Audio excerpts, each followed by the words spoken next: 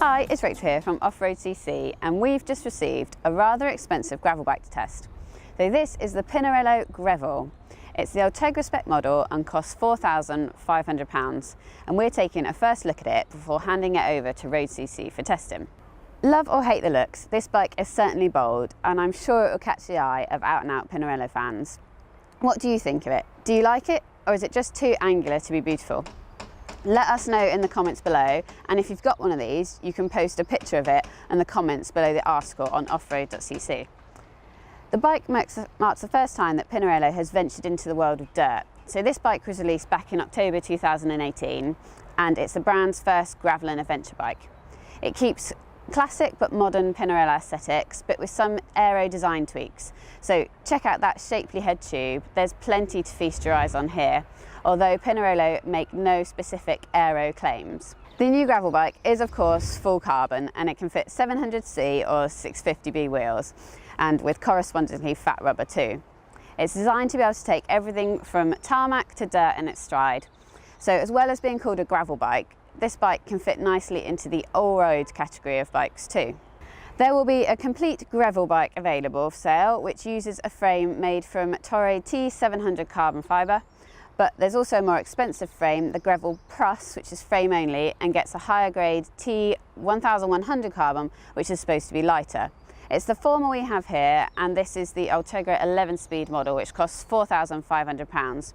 You can add £1,000 for the Di2 version, and then there's the Grevil Plus with SRAM Force and that higher modulus carbon for a sizable £7,000.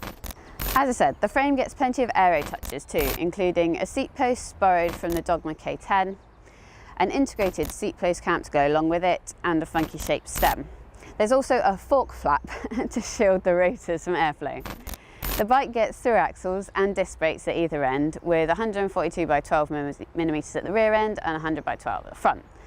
The frame's internally routed for both DO2 and conventional cables, and you can fit 650B by 2.1 inch tyre or up to a 42mm tyre on a 700C rim.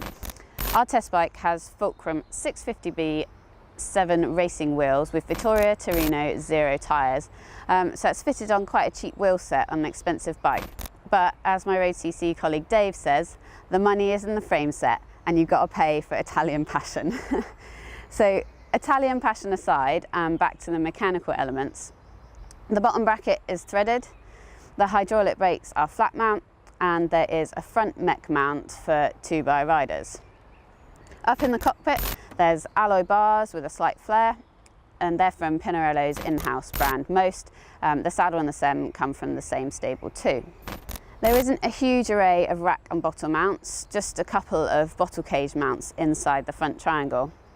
So if you're buying this bike and you want to go bike packing, you'll have to look at options that attach to the bike without the use of bottle bosses or similar. There are 6 frame sizes, which range from 44 centimetres to 59 centimetres, and the geometry is fine-tuned, offering different head angles and different seat tube angles for different sizes. So the 53 centimetre gets a fairly pointy 71-degree head angle at 550mm top tube, and you can also pick from 5 different colour schemes for each bike as well. We'll get this one out for test soon. It's going over to Road.cc, and they're sticking their tester Stu Curtin on it. So we'll be looking forward to seeing what he says soon. So check back on Road.cc and Off.road.cc for a full review in the very near future. Thanks so much for watching.